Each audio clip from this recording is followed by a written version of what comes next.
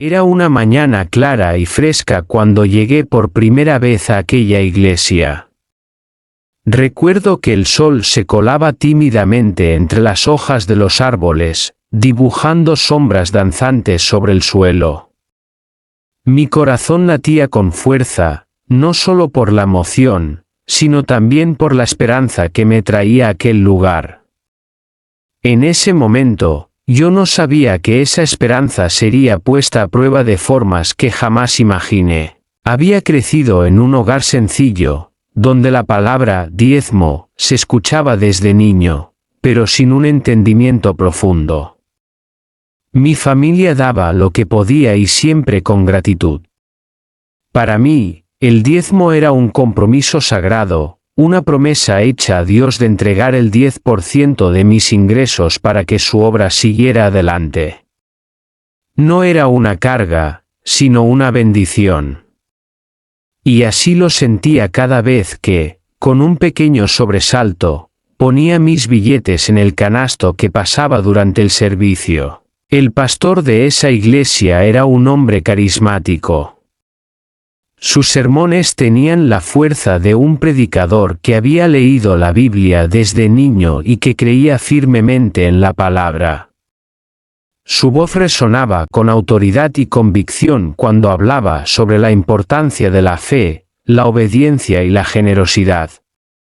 Cada domingo, repetía con pasión esa frase que se había vuelto casi un mantra para todos: el que no diezma, roba a Dios. Para mí, esas palabras eran como una promesa: si daba, Dios me bendeciría con abundancia. Y no me equivoqué al principio. Sentía una paz profunda después de cada ofrenda, una sensación de estar haciendo lo correcto.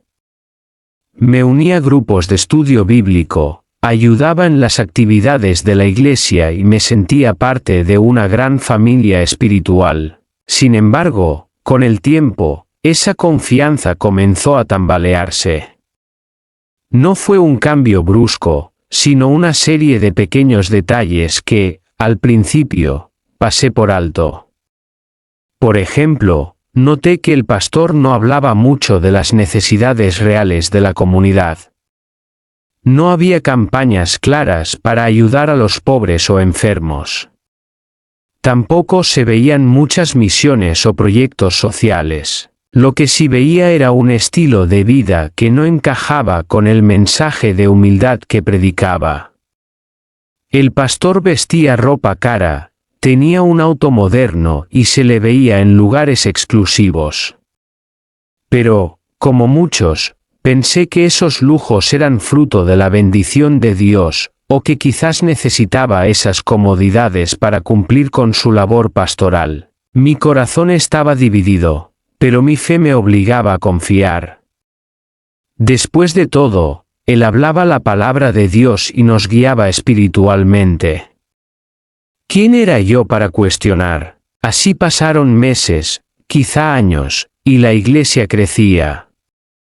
La gente seguía dando su diezmo con entusiasmo, y el pastor se hacía más influyente. Para mí, era una etapa de compromiso total. No solo entregaba mi dinero, sino también mi tiempo y energía, pero la semilla de la duda había sido plantada, aunque yo todavía no lo sabía. Con el tiempo, las pequeñas dudas comenzaron a hacerse más persistentes, aunque siempre las empujaba a un rincón de mi mente, donde no pudieran perturbar mi paz ni mi fe. Era más fácil creer en el pastor, en la iglesia, en el sistema, que enfrentar la incómoda realidad que empezaba a entreverse. Una tarde, después de un servicio particularmente emotivo, me ofrecí para ayudar a ordenar documentos en la oficina de la iglesia. No tenía idea de que ese momento cambiaría mi vida para siempre. Mientras revisaba papeles y recibos, encontré un sobre que llamó mi atención. No tenía la etiqueta ni la marca usual. Por curiosidad, lo abrí y vi facturas de hoteles de lujo, extractos bancarios con gastos en tiendas exclusivas, y hasta recibos de cenas en restaurantes caros, todos pagados con dinero proveniente de la iglesia. Mi corazón se aceleró y un nudo se formó en mi garganta. ¿Cómo era posible? Era un error.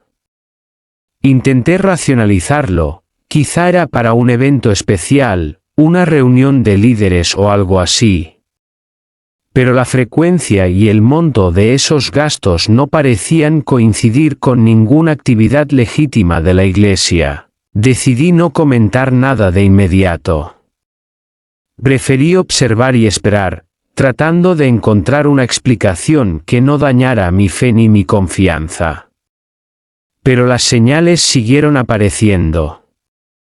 El pastor comenzó a llegar tarde a las reuniones, a cancelar compromisos con excusas vagas, y a mostrarse cada vez más distante con la congregación. En una ocasión, uno de los hermanos más antiguos me confesó en privado que también tenía sospechas, pero que temía hablar por miedo a ser expulsado o señalado como incrédulo.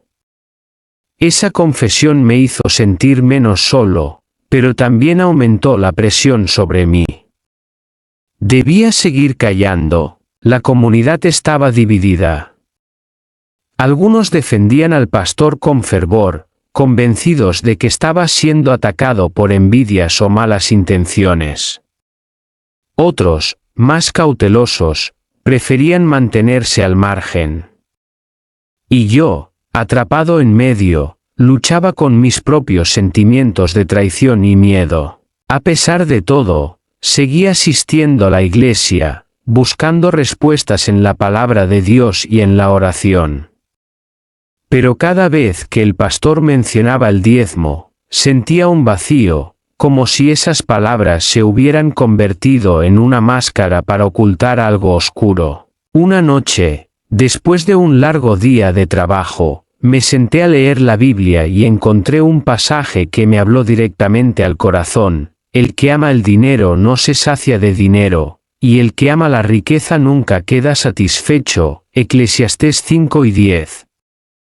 Sentí que Dios me estaba advirtiendo, pero también me recordaba que debía buscar la verdad con humildad y valentía. Finalmente, después de semanas de incertidumbre, decidí hablar con un par de hermanos de confianza.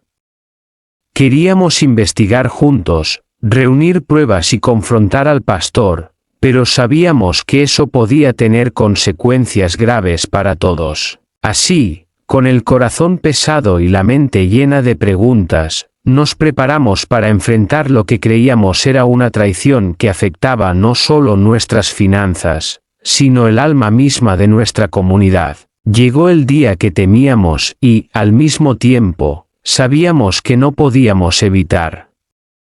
La reunión con el pastor fue convocada con la excusa de aclarar dudas y fortalecer la unidad de la iglesia.